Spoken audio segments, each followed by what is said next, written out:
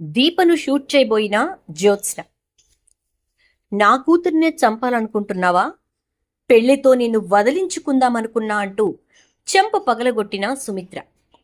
అసలు సుమిత్ర పెళ్లితో నిన్ను వదిలించుకోవాలనుకున్నాను అని జ్యోత్స్నతో అనడమేంటి? అసలు జ్యోత్స్న దీపని షూట్ చేయాలి అనుకోవడమేంటి? మరి సుమిత్ర జ్యోత్స్న చెంప పగలగొట్టడమేంటి? సుమిత్రకు దీపే తన కూతురని ఎప్పుడు తెలిసింది? అసలు ఏం జరిగింది? ఇదంతా కూడా వీడియోలో చూసి తెలుసుకునేద్దాం. కార్తీక దీపం ఇది నవవసంతం. రాబోయే కథలో జరగబోయే సన్నివేశాల గురించి ముందుగా తెలుసుకోవటానికి వీడియోని లైక్ చేసి ఛానల్ను సబ్స్క్రైబ్ చేసి పక్కనే ఉన్న బెల్ ఐకాన్లో ఆల్ ట్యాప్ చేయండి. మొత్తం మీదకి చూసుకున్నట్లయితే కనుక అందరూ వెయిట్ చేస్తున్నట్టుగానే దీపని సీఈఓ చేస్తాడేమో శివనారాయణ. జ్యోత్స్న చెప్పినట్టుగా ఎక్కడ దీపే సీఈఓ అని చెప్పని అంటాడోనని చాలా కంగారు పడుతూ పారిజాతం సుమిత్రను తీసుకుని వచ్చేసింది.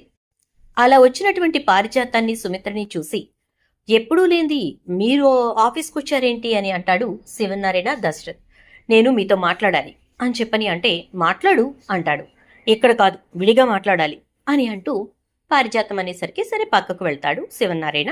మీరు భోంచేయండి అని దశరథ్కు చెప్పి వెళ్ళిన తర్వాత, నెక్స్ట్ సీఈఓ ఎవరండి అంటుంది. ఆఫీస్ విషయాలు నీకెందుకు అంటే, నాకు చెప్పండి, నాకు కావాలి. నెక్స్ట్ సీఈఓ ఎవరు?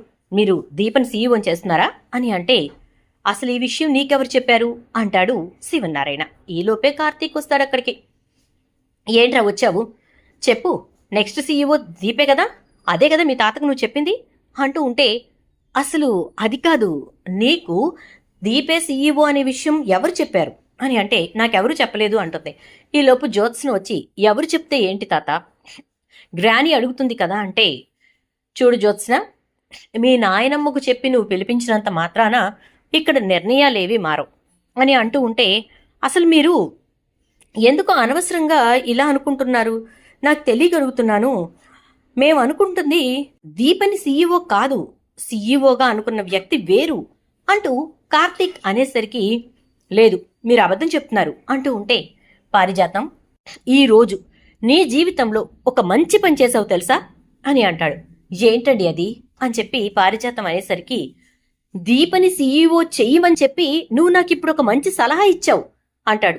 నేను సలహా ఇవ్వడం ఏంటి అని చెప్పని అంటే, ఇప్పటి వరకు నేను దీపని సీఈఓని చెయ్యాలి అని అనుకోలేదు. నువ్వు ఈ మాట మాట్లాడడంతో నాకు మంచి ఐడియా వచ్చింది.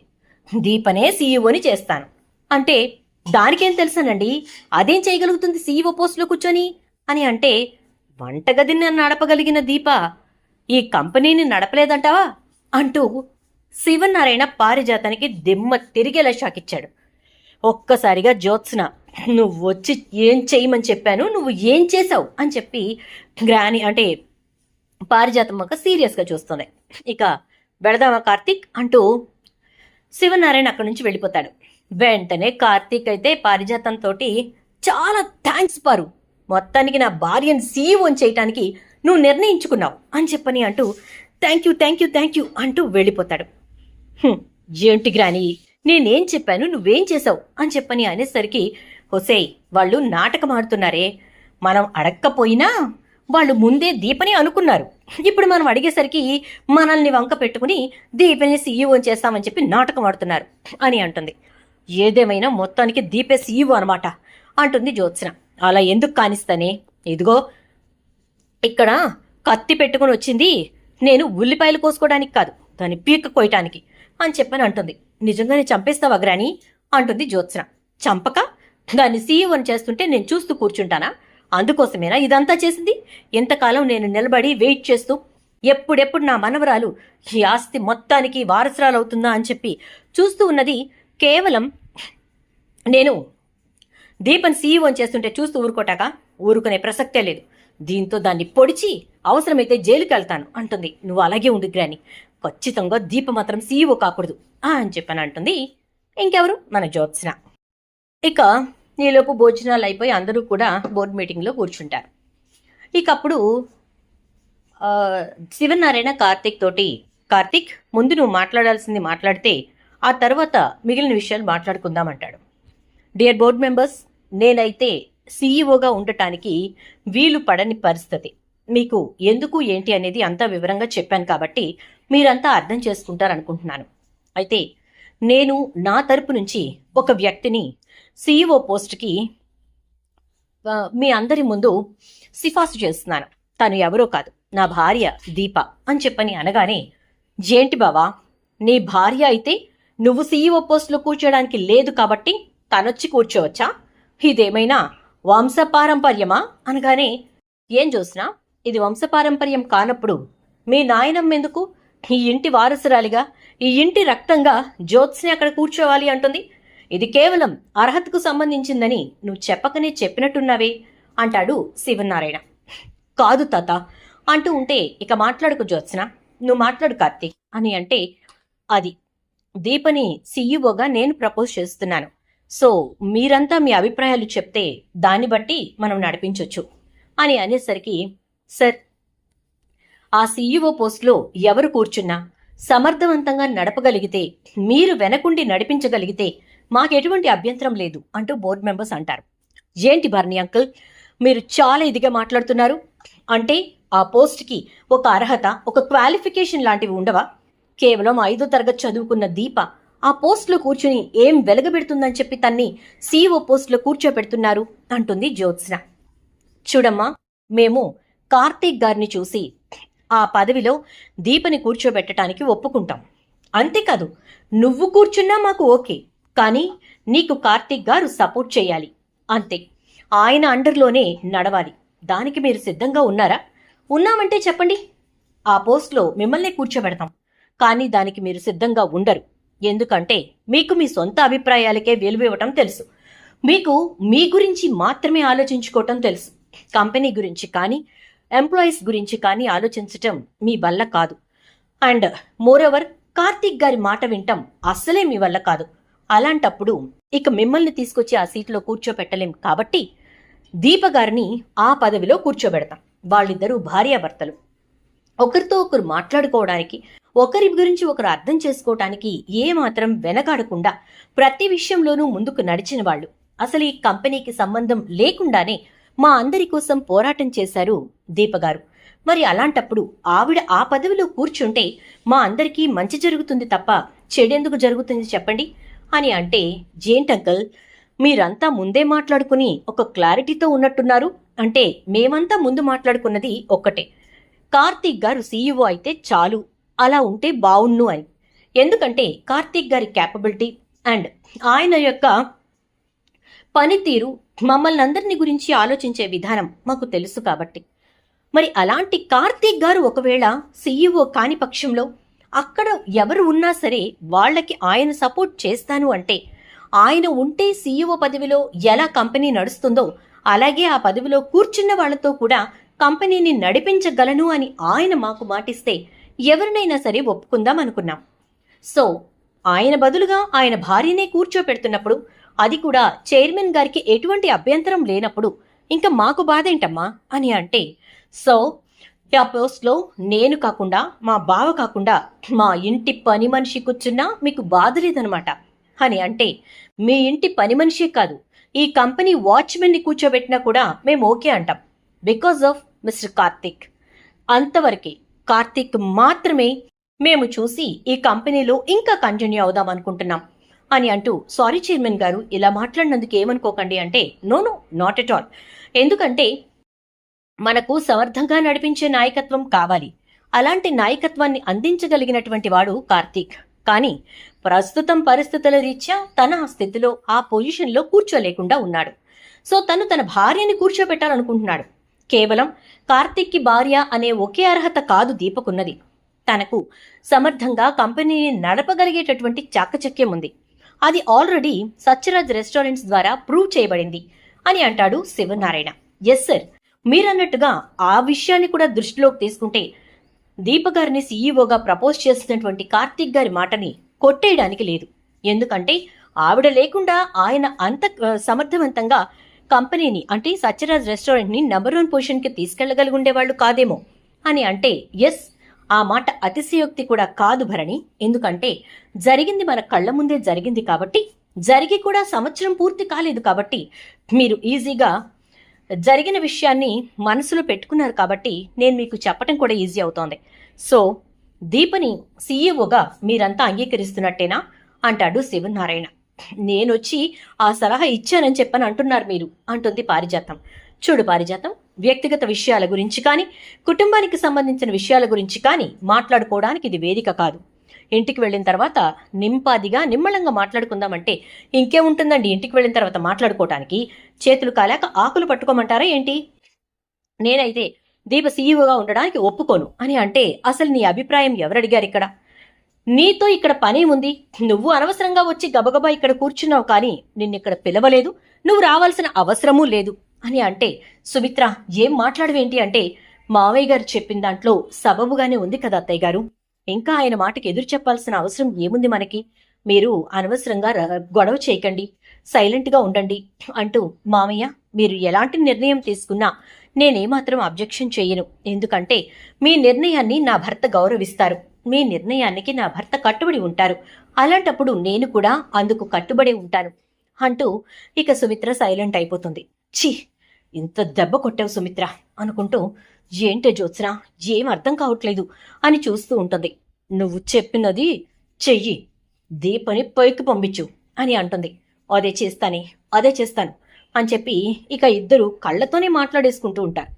ఇంకేముంది, మీటింగ్ అయిపోతుంది. దీప ఇస్ ద సీఈఓ అని చెప్పి డిక్లేర్ చేసేస్తాడు శివనారాయణ. అండ్ ఎంప్లాయీస్ అందరికీ కూడా దీప సీఈఓ అనే విషయాన్ని అనౌన్స్ చేసేస్తాడు. ఇక అందరూ కూడా చాలా హ్యాపీగా ఉంటారు. ఎందుకంటే దీప వల్ల లాభపట్టమే గానీ నష్టపోవడం అనేది కంపెనీకి ఉండదు అనేది వాళ్ళ నమ్మకం. సో ఇక హ్యాపీగా స్వీట్స్ అవి అందరూ పంచుకుంటూ ఉంటారు. ఇక అప్పుడు దీప్ అయితే శివనారాయణ తోటి ఒక మాట అంటుంది. తాతయ్య గారు, నాదొక చిన్న మనవి అని అంటుంది. ఏంటమ్మా అంటే మీరందరూ అనేసుకున్నారు, కానీ నన్నొక్క మాట కూడా అడగలేదు అని అంటే, ఓహో మహారాణి గారిని యావండి మీరు సీఈఓ పదవిలో కూర్చుంటారా లేదా అని పర్మిషన్ తీసుకోవాలిగా మోసం అని అంటుంది పారిజాతం. నువ్వు మాట్లాడకుండా ఉంటావా అంటూ, నిజమేనమ్మా, అసలు నీ అభిప్రాయం ఏంటో తెలుసుకోకుండా మాకు మేమే అనేసుకున్నాం, అనౌన్స్ చేసేసుకున్నాం, అందరం కలిసి స్వీట్లు కూడా పంచేసుకుంటున్నాం, కానీ నువ్వు మాకు తీపి వార్తే చెప్తావని మా అభిప్రాయం. చెప్పమ్మా, ఏ సీఈఓ పదవిలో నువ్వు ఉండటానికి నీకు ఇష్టం లేదా? లేక సీఈఓగా నువ్వు ఈ కంపెనీని ముందుకు నడిపించలేవా అని అంటాడు శివనారాయణ. అది కాదు తాతయ్య గారు, సీఈఓగా నేనుండటం వల్ల కుటుంబంలో చికాకులు, ఇబ్బందులు, అనవసరమైన గొడవలు జరుగుతాయేమోనని భయంగా ఉంది అని అంటుంది. ఆహాహాహా, వాట్ తెలివి దీపా నీకు! జరగాల్సిందంతా జరగనిచ్చి ఇలా జరిగేలా వెనకుండి నడిపించి అంతా అయిన తర్వాత గొడవలవుతాయేమో అని చెప్పి భయపడుతున్నానంటూ ఏం కవరింగ్ ఇస్తున్నావు దీపా అంటుంది జ్యోత్స్న. కవరింగ్ ఏంటి జ్యోత్స్న? అసలు ఇలా జరుగుతుందని కానీ నన్ను సీఈఓ క్యాండిడేట్గా నిలబెడతారని కానీ నాకు తెలీదు, కానీ ఇలా జరిగిపోయింది. నేను అందుకే తాతయ్య గారిని బ్రతిమలాడుకుంటున్నాను, దయచేసి ఈ పదవిని నాకు కట్టబెట్టి కుటుంబంలో కలహాలు తీసుకురావద్దు అంటే దశరథ వెంటనే ఎవరు తీసుకొస్తారమ్మా కలహాలు? నేనైతే నాన్న మాటని ఇష్టపూర్వకంగా అంగీకరిస్తున్నాను. సుమిత్ర, నువ్వు అంటే మీ వెనకే నేనండి, ఇందులో ఎటువంటి మార్పు లేదు. దీప సీఈఓగా ఉండటానికి అర్హురాలే, అండ్ సీఈఓగా ఉండటానికి నాకు ఎటువంటి అభ్యంతరం లేదు అంటుంది. ఇంకెవరు అభ్యంతరం చెప్తారు దీప అంటే జ్యోత్స్న అని చెప్పని అంటుంది. చూడమ్మా, నువ్వు పనికిరావు అని పక్కన పెట్టేసినప్పుడు వేరొకరు పనికొస్తారు అన్నప్పుడు పక్కన పెట్టిన వాళ్ళు అలాగే ఎగురుతూ ఉంటారు. అది లోకరీతి. సో దాన్ని నువ్వు పట్టించుకొని బాధపడాల్సిన అవసరం లేదు అంటాడు. ఇక దశరథ్ అయితే, తాతయ్య గారు మీరు కూడా ఒకసారి ఆలోచించి చూడండి అంటే, ఇందులో ఆలోచించడానికి ఏమీ లేదు దీపా, నువ్వే సీఈఓ అంతే అని చెప్పేసేసి ఇక మీటింగ్ ఈజ్ ఓవర్, అందరూ కలిసి బయలుదేరండి, అండ్ కొత్త సీఈఓ తోటి 2 daysలో మనకి మళ్ళా మీటింగ్ ఉంటుంది.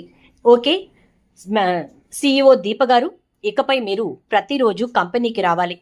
మొత్తం అన్నీ ఎలా చూసుకోవాలో ఏంటో నీ భర్త, ఇంకా చెప్పాలి అంటే ఈ కంపెనీకి మేనేజర్ అండ్ క్వాలిటీ కంట్రోల్ అయినటువంటి కార్తిక్ గారు చెప్తారు. తన మాటలను మీరు జాగ్రత్తగా వింటూ, అలాగే ఎలా కొత్త విషయాలు తెలుసుకోవాలో తెలుసుకుంటూ కంపెనీని సమర్థవంతంగా ముందుకు తీసుకెళ్తారని నేను ఆశిస్తున్నాను. All the best Deepa. CEO Deepa అంటాడు ఇక శివనారాయణ. ఒక్కసారిగా దీప చాలా ఆనందంగా ఉప్పొంగిపోతూ ఉంటుంది మనస్సులో. అప్పుడు వస్తుంది జ్యోత్స్న. ఏంటి, తెగ సంబరపడిపోతున్నావా, సంతోషపడిపోతున్నావా? చాలా చాలా మనసు ఉప్పొంగిపోతున్నట్టుందే. తాతయ్య నిన్ను బ్లెస్ చేశాడు కదా బాగా.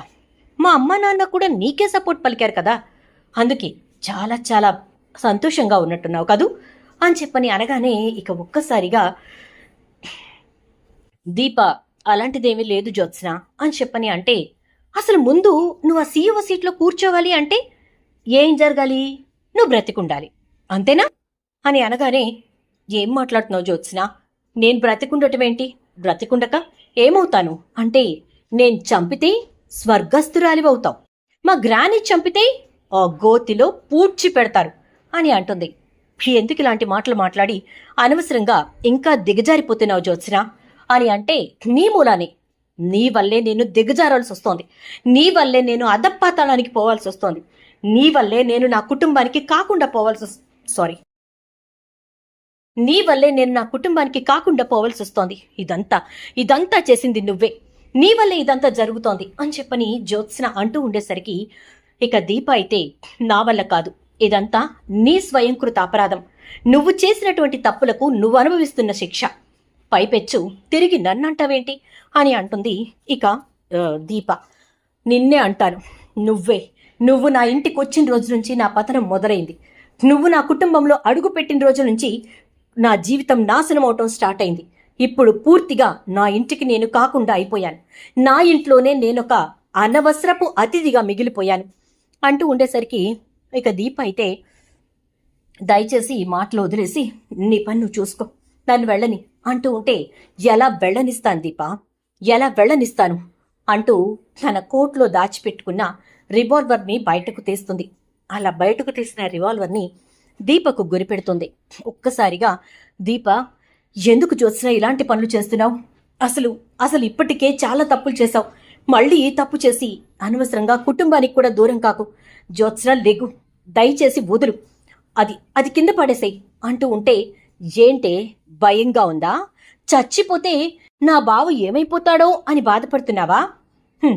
ఆ బావ నావాడే, ఆ సీఈఓ పోస్టు నాదే, ఈ ఆస్తి నాదే, ఈ కంపెనీ నాదే, అన్నీ నావే. నిన్ను లేకుండా చేస్తే ఇవన్నీ నాకు మాత్రమే సొంతమవుతాయి. నీ అడ్డు తొలగించుకుంటే ఈ భూప్రపంచంలో ఇక నాకు తిరగనేదే ఉండదు అంటూ ట్రిగ్గర్ నొక్కబోతూ ఉన్న జ్యోత్స్న చెంప చెల్లున పగులుతుంది. ఒక్కసారిగా చేతిలో ఉన్న రివాల్వర్ పక్కన పడిపోవడంతో తిరిగి చూస్తే పక్కనే సుమిత్ర ఉంటుంది. మమ్మీ అని చెప్పని అంటే, ఏంటి నీ ఆవేశం, ఏంటి నీ పని? అర్థం లేని పనులతోటి, అర్థం లేని ఆలోచనలతోటి ఇప్పటి వరకు చేసింది చాలేదా? ఇంకా ఈ తప్పులు కూడా చేయటం మొదలు పెట్టావా? అయినా దీపని చంపటానికేనా నువ్వు రివాల్వర్ గురిపెట్టింది అంటే, అవును చంపుతాను మమ్మీ, ఖచ్చితంగా చంపి తీరుతాను. ఇది బ్రతికున్నంతకాలం నా జీవితానికి సుఖం సంతోషం ఉండవు. ఇది బ్రతికున్నంతకాలం బావే నాకు దక్కడనుకున్నాను, చివరాఖరికి కంపెనీలో కూడా నాకు స్థానం లేకుండా చేసింది, రేపు ఇంట్లో స్థానం లేకుండా చేసిందా మమ్మీ? లేకపోతే నీ జీవితంలో నన్నే లేకుండా చేస్తుందా అని చెప్పని అంటూ ఉంటే, ఎందుకు అలాంటి భయం పట్టుకుంది జ్యోత్స్న?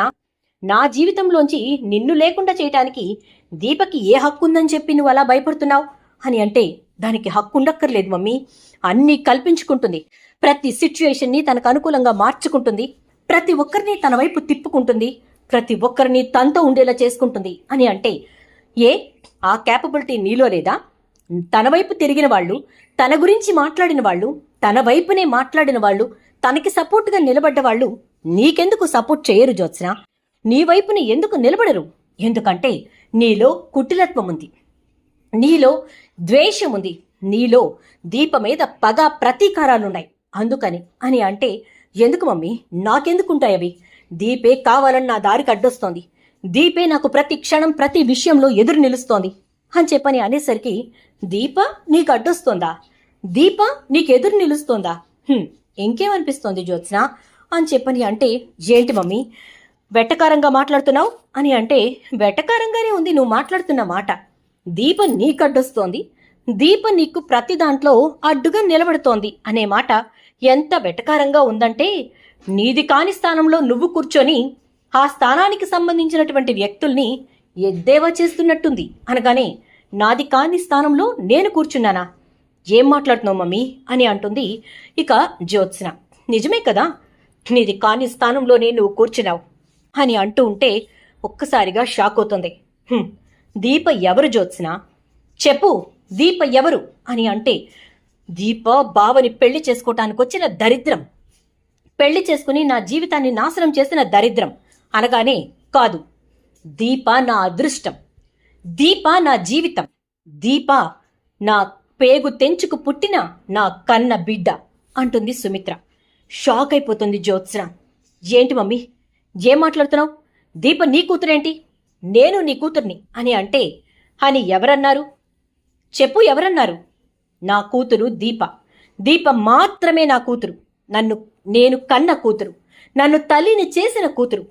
నిన్ను పెళ్లి కూతురుగా చూడాలి అనుకుంటున్నాను అన్నది ఎందుకో తెలుసా? మర్యాదపూర్వకంగా పెళ్లి చేసి నిన్ను వదిలించుకోవాలని చెప్పి. అలా కాదు అంటే నీ ముఖానికి కనీసం పెళ్లి కూడా అవ్వదని చెప్పి. అసలు నిజం బయటపడితే మీ తాత కనీసం నీ ముఖం కూడా చూడడని చెప్పి. అంటే ఎందుకు మమ్మీ ఇలా మాట్లాడుతున్నావు?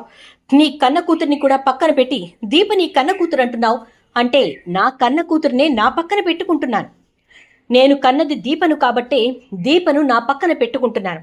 నువ్వు దాసు కూతురివి కాబట్టి నిన్ను దాసుకు అప్పచెప్పాలనుకుంటున్నాను అంటుంది సుమిత్ర. షాక్ అయిపోతుంది జ్యోత్స్న. ఏం మాట్లాడుతున్నావు మమ్మీ అంటూ ఉంటే, అమ్మా ఏం మాట్లాడుతున్నారు మీరు అంటే, నాకంతా తెలుసు దీప, నేను మీ ఇంట్లో ఉన్నప్పుడే మొత్తం విన్నాను. కార్తీక్ నువ్వు మాట్లాడుకున్నదంతా నేను విన్నాను. నా కన్న బిడ్డగా ఉన్న నిన్ను నాకు దగ్గర చేయటానికి వాడి పడుతున్న తపన, బాధ. మా ఇంటికి పనివాడయ్యాడు, నా ఇంటికి డ్రైవర్ అయ్యాడు, నా ఇంటికి తోటమాలయ్యాడు, నా ఇంటికి కూరగాయలు మోసేవాడయ్యాడు. ఇన్ని చేసింది నా కడుపు తీపిని నాకు దగ్గర చేయటానికి. అలాంటి వాడి కష్టాన్ని నేను గుర్తించొద్దా? నిన్ను చంపటానికి కూడా వెనకాడని ఈ దరిద్రపు దానికి తల్లిని అని చెప్పుకోవటానికి కూడా బాధగా ఉంది. కనీసం దీన్ని నేను ఎందుకు పెంచానా అని చెప్పి ఏడవలసి వస్తోంది అంటూ జ్యోత్స్నాని పక్కకు నెట్టి దీప చెయ్యి పట్టుకుని తీసుకుని వెళ్ళిపోతూ ఉంటుంది సుమిత్ర. అది చూస్తూ నిలబడిన జ్యోత్స్నకి జీవితమంతా, ఎదురుగా ఉన్న ఫ్యూచర్ అంతా ఒక ప్రశ్నల క్వశ్చన్ మార్క్స్తో కనపడుతూ ఉంటుంది. చూద్దాం మరి రాబోయే ఎపిసోడ్స్లో ఏం జరుగుతుందో. వీడియో నచ్చితే లైక్ చేసి వీడియోని షేర్ చేయండి, ఛానల్ సబ్స్క్రైబ్ చేయండి, పక్కనే ఉన్న బెల్ ఐకాన్లో ఆల్ ట్యాప్ చేయండి.